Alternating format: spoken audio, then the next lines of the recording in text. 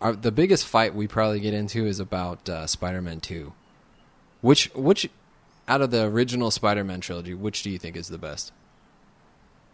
Out of the original Spider-Man trilogy, Yeah. I would probably say the first one, actually. Yeah, me too. I- And the second the one first is one, the second one's my least favorite, but he thinks it's the best out of the three. yeah, I don't know, man. Like, Spider-Man 2, yeah, not very good. Yeah. Just gonna throw that out there, not good at all. Yeah. I mean, the first one, like, in terms of, like, this last reboot, not Homecoming, but, like, with the one with Andrew Garfield, the first one was better.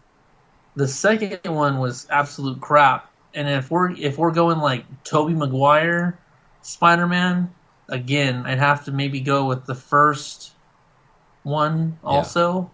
Because then... The third one is awful. The third one is garbage, yeah. The third one's freaking garbage.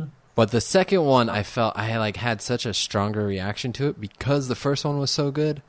I felt like the second one was more egregious. Like it did me more wrong than the third one. By the time the third one came out, I kind of knew it was a joke, and it was like, who cares? But the second one was just so upsetting that I think I like it the least. Exactly. So yeah, that's oh gosh, with Marvel kind of having a hand in the Spider-Man franchise now, it looks like it's definitely in better hands. Yeah. Now we can only hope that Marvel ends up getting their hands back on the X-Men franchise and Fantastic Four, so that we can finally have a universe that includes like two of the most awesome ensemble cast of superheroes. Well, I don't think they'll ever get X-Men back. Probably not, but we can hope. Not after Logan and Deadpool. I like those two movies alone probably made more money than almost all the other X-Men put together. Yeah, like I met the director of Deadpool. He was pretty cool. Oh yeah, Tim Miller. Yeah. Yep. Oh, I met him at Silicon Valley Comic-Con. He was pretty awesome. I see that. So, do you want to tell me about your podcast again?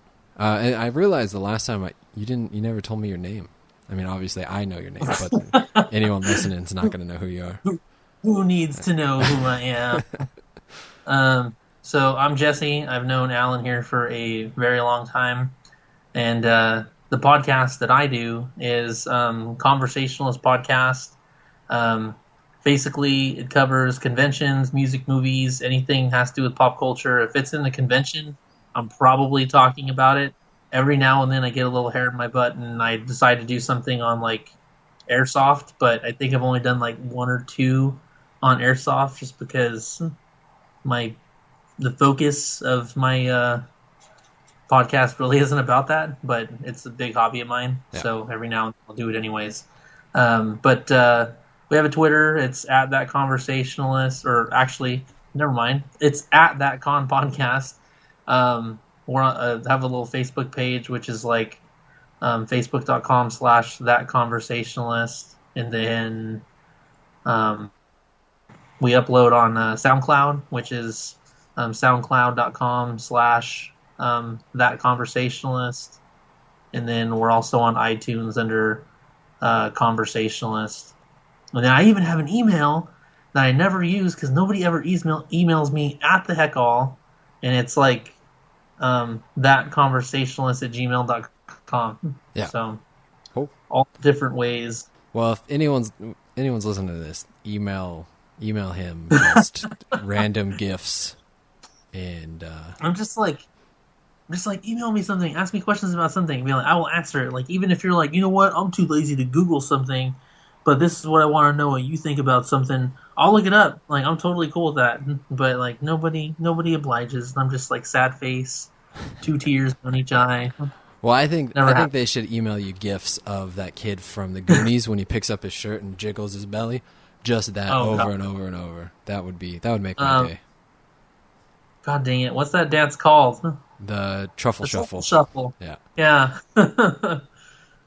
Hilarious. I love that movie. All right. Well, you ready? You ready to see if you can guess this? I think you'll get it. I'm confident you've seen this movie, and the trivia is, I'm going to try to disguise it as best I can, but it's going to be pretty clear. Cool.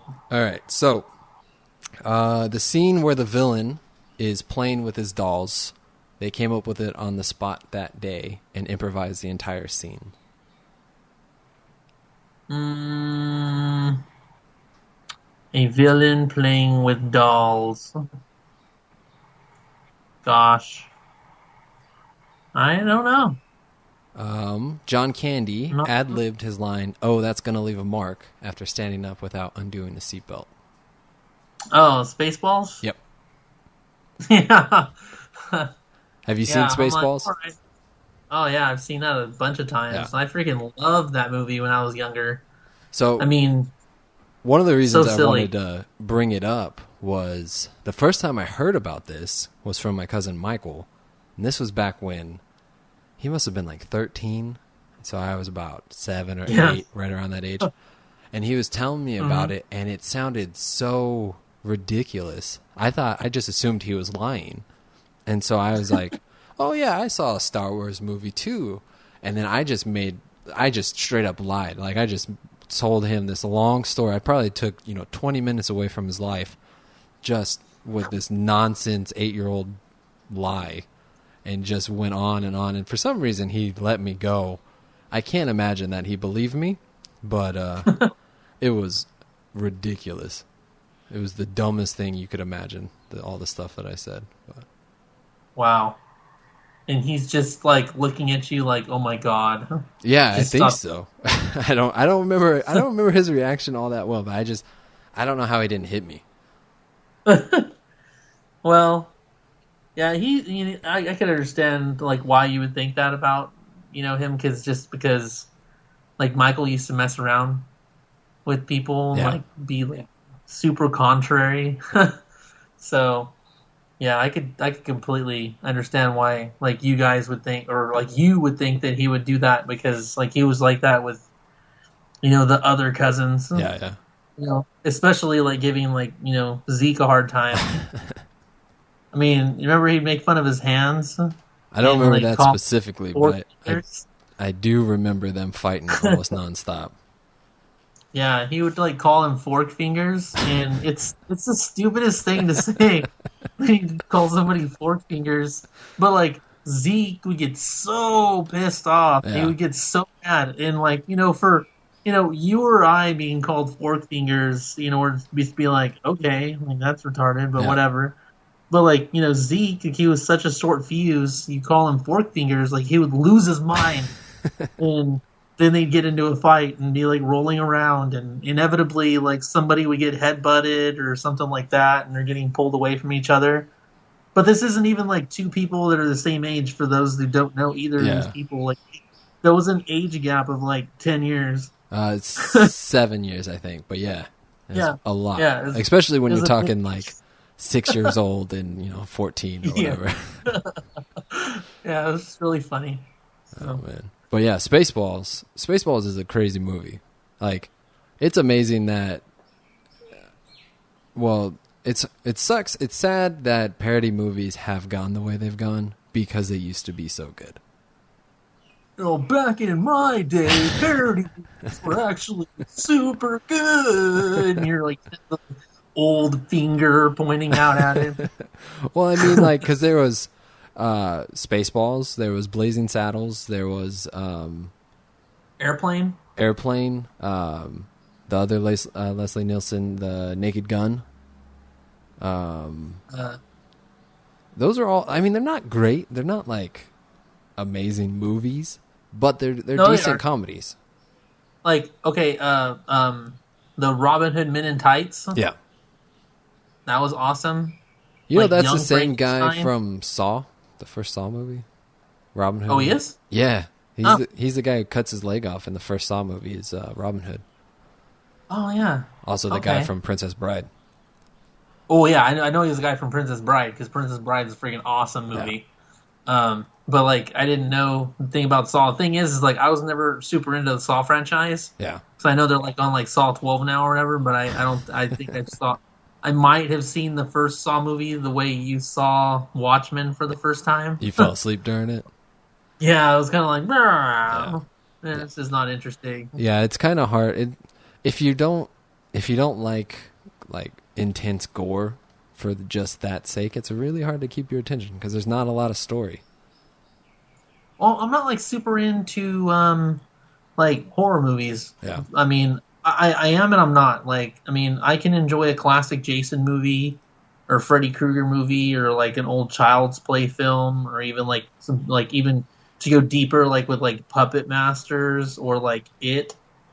So, you know, those old films, like those to me are like, you know, super, you know, cool horror movies, but you know, like Saw, I don't know. I mean, the first one, I mean, I guess was a little clever, but I just wasn't really into like, oh my god, look at the gore, look at the this and that and the spectacle. Like, it just didn't appeal to me. And then when they started like knocking those things out like every year, I was just like, that just interested me even more. Yeah. Yeah, the first one had an interesting concept. The idea of like you end up killing yourself, sort of. I mean, obviously you get put in a puzzle. Like the murderer who gives you an option to survive is an interesting concept, and they did an okay job at it. But then it just turned into nonsense after that. You know what I want to know? I want to know what happened to Rick Moranis. Have you seen him like in any movie lately? Like, did he just retire from like the filmmaking game? I thought he got sick, didn't he? Did he not? Did he? I thought I heard that, but maybe we have to freaking Wikipedia this. It's gonna be like an updated Wikipedia. It's like, oh yeah, he's got a terminal illness, and we're just over here like, what the heck, man? I want more movies with Rick Moranis. I need another. You know, Honey, I Blew Up the Kids, or you know, Honey, I Shrunk the Kids movie. Well, they're supposed to be making a Spaceballs 2. What? Yeah, I heard that somewhere. I don't. It could be completely wrong, but I'm fairly certain that Mel Brooks said. Let me Google that before I start. Well, you know what? I mean, it wouldn't be shocking. I mean, how many franchises that maybe shouldn't be rebooted are? Yeah. Like, what's that movie? Okay, so like they're rebooting Jumanji, that's coming out. They're freaking rebooting Big Trouble in Little Chinatown. That movie's a classic Kurt Russell movie, and they're also redoing that one with The Rock. It's like they're like, oh man, we need to do a sequel. Let's get The Rock. You know, The Rock does make a lot of things better, though. Dude, he's a good actor. I'm not gonna like, you know, rain on his parade or call him a piece of garbage. But geez, it's like, a bit much, on. yeah. Yeah, it's like they're gonna overdo his presence. Who was it? Okay, like Nicolas Cage. Nicolas Cage at one point, like he was knocking out all kinds of movies that were awesome, right? And then just like they oversaturated, you know, Hollywood with like Nicolas Cage movies. Yeah. And like now like nobody wants to see a Nicolas Cage film because you're pretty certain that he didn't read the script.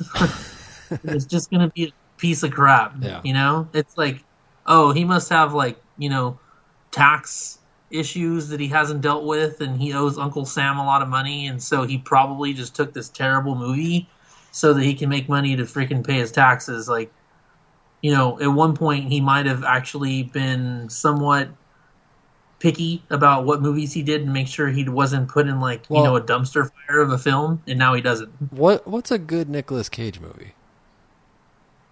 Face Off. Face Off is weird. Like it's fun, but it's not a good movie. What? Oh, come on. What? Are you kidding me? It's interesting, but it's not like. Dude, that's like one of John Woo's best movies. Oh, I don't know about that. I don't know. It feels like every other Nicolas Cage movie to me. Like it doesn't. Dude, okay. What's the good Nicolas Cage movie then? I have to hear this now. Well, that's what I'm trying to figure out. Well, you tell me. apparently Face Off's not good enough for you. That's Now what I'm saying. I My stance is I don't know if there is any good Nicolas Cage movies. What? Yeah, Dude, Face Off. Face Good Off. Nicolas Cage. Face Off is a fun movie. You can maybe argue Con Air. Con Air is weird. His acting in Con Air is super crazy. That accent he has, he does not really do a good job in movies. I don't know, man. I feel like you're being really hard on the guy. Maybe, but he also doesn't do good movies. I think he's got plenty of good films. I mean, I just think that he's terrible lately. Well, that's what I'm trying to figure out. I'm trying to remember what his good movies were. Raising Arizona. I've never actually seen it, but I think it's considered great. But I don't know. Oh, well, yeah, that's a classic. I mean, Raising Arizona is a classic. Okay, what about his little cameo in Kick-Ass? That was good, but I think the scene, the movie, the tone of the movie, fit for him to be crazy. Right. I mean, I would agree. I mean, he's kind of it wasn't so much a big leap because he kind of acts that way in some of his other movies. Yeah. But people say that about like Keanu Reeves. Here you go. Me, I'm like a huge Keanu Reeves fan. I've seen every freaking Keanu Reeves movie there is. And the thing is I would say that even though Keanu Reeves can or does, sometimes, not necessarily act as the character per se, and more as like himself. Yeah. He's still a good actor to me, and he still does a lot of fantastic movies. He does do really good movies. He makes good choices. Nicolas Cage, on the other hand, I'm looking at all his movies right now, and I've seen 2 that are decent, and one of those isn't even that great because of him. What about The Rock? What about Sorcerer's Apprentice? I've not seen that. You haven't? No. Oh, that's a good movie. Oh, I thought it was pretty good. The Rock with Sean Connery, that's a good movie. Yes, I'll agree. And Gone in 60 Seconds, but he was weird in that. He was. It wasn't a good character. Any of the National Treasure movies? I thought the first one was pretty good. Yeah, but those are he did fine in those, but those are another one of those they're not good movies, they're just kind of taking up space. Do you know what I mean? Almost like Night at the Museum is kind of a similar thing where they're just we're going to make some money on this. Let's just make it. Not because... I look at Christopher Nolan when he makes movies, it's this is something I want to make, I need to make, I have to make this type of thing. Do you know what I mean? Mm-hmm. And the National Treasure movies do not feel like anyone's passion project. What about Wind Talkers? That's good. That's a good movie. I'll give you Wind Talkers. Or Wind Talkers and the Rock so far.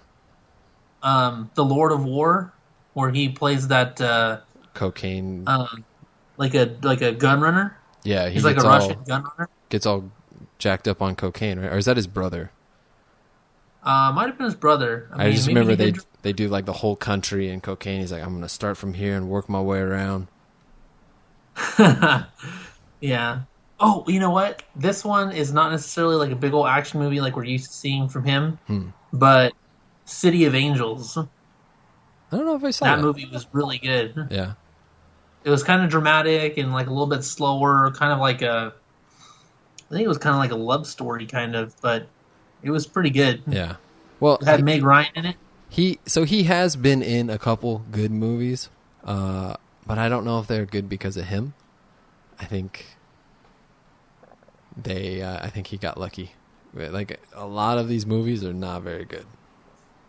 Well, okay, Next. Valley Girl is what put him on the list. Did you see Next? Next. That's the time travel movie where he can see a little bit into the future. It's not good. Let's see. I don't even know what half of these are. Well, I know there's a bunch. I'm just kind of whoa, he did that. Ghost Rider. Did you see Ghost Rider? I did, but it was a terrible movie. Yeah, Season of the Witch. That's supposed to be another terrible one.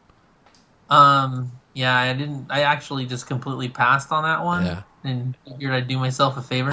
Dude, okay, so we're both on his IMDb page right now. Yeah. Scrolling through his movies. Look how many movies he has in post-production, dude. Yeah, there's like 8 of them. Red Squad, Mom and Dad, Looking Glass, Pound 211, The Humanity Bureau, and then he's filming a movie called Mandy. He's already got like 5 movies coming out. Well, okay. He's got 3 movies that have already come out in 2017. He's got 4 more. How do you have 7 movies coming out in 1 year? Have you heard any of these 10 movies that came out in 2017 or is coming out within the next year? Not one of them, right? Not one of them. And it's like, okay, so like a big actor might have like maybe 2. You're maybe pushing it with 3 movies if they have some quality to them, right? Yeah. But 7? Well, does he ever take supporting roles? You know, like what? Every movie he's in, he's pretty much the lead role, right? Yeah. So it's not even like he's like making cameos or just kind of popping in. He's like, these are his movies. Yeah. I don't know, dude. That's the issue. I think if he was more selective, he could have been in a lot better movies. Also, if he wasn't as weird, but whatever he wants to do, I don't care. It's just you hear a lot about how he used to be really good, and I was like, man, what win? You know? I don't know. I think there's a couple movies he was pretty good, but I think there's just no consistency to him. Yeah. Like he has a bunch of terrible movies, and they'll have one that like he was a good fit for him. That just feels like that old saying, how a broken clock is right twice a day. Like he's gonna you make enough movies, you're gonna end up in a decent one. Yeah, I would say maybe that's his formula, dude. Yeah. Maybe that's his end game. Well, he's like, you know what? If I do 100 movies, at least 20% of these are gonna be okay. I would imagine his bank account is much bigger than mine.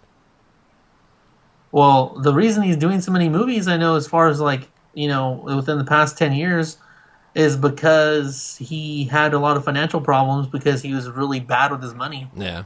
Like, well, I would still imagine he's probably got more money than I do, but... Yeah, probably.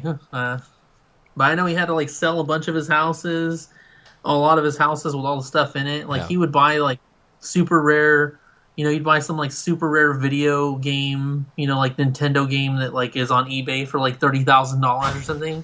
Like he would just buy it and then just like put it up. Yeah. And like, you know, like he would be at a store and then just like spur of the moment, like buy like a full suit of armor and then just like put it in his living room. His life, man, that's got to be just so nuts. Crazy. But anyways, back to Spaceballs and the downfall of parody movies. Now we have the movies, right? Like Scary Movie, Epic Movie. I'm trying to. There's like the best was Not Another Teen Movie. Yeah, that one was actually pretty good with pre-Captain America Chris Evans. Yeah. That one was pretty funny. But that one was awesome. The rest, well, okay, so to be fair, Scary Movie 1 and 2 are actually not terrible. It's all the other ones that are awful. Yeah. But that's part of that too, is they've made them PG-13. You can't really make a parody movie that's PG-13 and it'd still be good. No, yeah, you got to be like Not Another Teen Movie and just go all in with a solid R rating. Yeah. I mean, like, I know, see, like, I'm used to doing like explicit podcasts where like I can say whatever I want and be as raunchy as I want. But I'm like trying really hard to be good because there's some stuff that I want to talk about. I'm even like really, I cuss a lot too, and I hope I'm doing really good and not having to block my stuff out. So like, yeah, there's some stuff like in the teen movie that I thought was hilarious, but half of it would have to be like edited. Especially my favorite quote in that movie, so I can't even get into that. So the first time I saw it was like on Comedy Central, and it's already all edited. So I actually don't know if I've ever seen it unedited. You have to see it unedited, man. It's pretty bad, but it's funny. It's really funny. Well, so there's some stuff in that will definitely make you laugh. Yeah. If Spaceballs comes on TV, what are you gonna do? You gonna turn the TV off, watch it, call people over. Yeah, I would definitely watch it if it came on. Like, I don't own the movie, but yeah, I would definitely watch it. Yeah. I don't even know if I'd invite people over. I might recommend it. Like, be like, oh yeah, dude, watch it if you haven't seen it. It's pretty cool. You know, get your Schwartz ring and follow your friends. I might, or whatever. I might change the channel to commercial. You would? Yeah, maybe. I have a hard time with comedies. Depends what kind of mood you're in. Yeah, I have a hard time with comedies, rewatching comedies, because Yeah. jokes only work if you don't know what's coming most of the time, you know? And I remember most movies pretty well, especially if I'm rewatching it. And so I don't really enjoy it. Like, it's like a nostalgia thing over an entertainment thing. So would you change the channel so fast that your screen would turn plaid? maybe. What's that line where they're like, we're watching them watch us now or then? And then I'm going to butcher that. I already screwed it all up.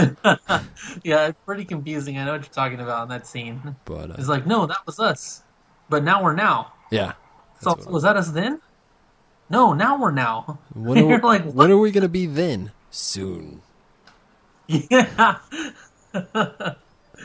Yeah, Oh, there's a lot of classic comedy in there. Yeah. Like when they're telling little stormtrooper guys to like comb the area, and then all those guys are like combing the freaking sand dunes, and then it pans over to like the black stormtrooper guys, but they're using like a hair pick that's like super small, and they're like, "Damn it, man!" Because they're having to use like a comb that's like 4 times smaller than everybody else. It was pretty hilarious. It's a good movie. I definitely, if you haven't seen it, I would highly recommend it. I would concur. If you've seen the original Star Wars. If you haven't seen the original Star Wars, then it's not going to mean anything to you. But you wouldn't get it. Yeah. So what's your podcast again?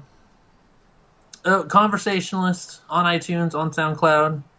That Conversationalist on Facebook, and on SoundCloud it's That Conversationalist too. So.